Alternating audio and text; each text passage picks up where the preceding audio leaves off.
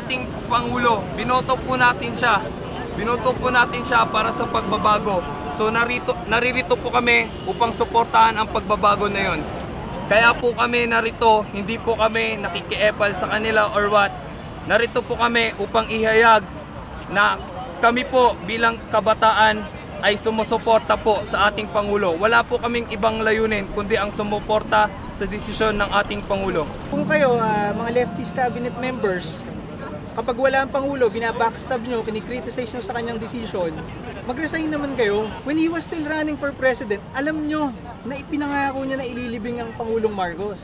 When he won, alam nyo mas malaki na ang chances na ilibing ang Pangulong Marcos. Kung si Marcos po ay merong pagmamahal sa kapwa, nung una pa lang, hindi po mangyayari ito. Kung makikita po ninyo yung mga larawan na nandiyan, yung larawan ng kahirapan, yung larawan ng mga naging biktima ng martial law, yung mga biktima po, sana po hindi po natin magpatawad, matutong magpatawad, at nang sa ganun ay mapatawad din sila.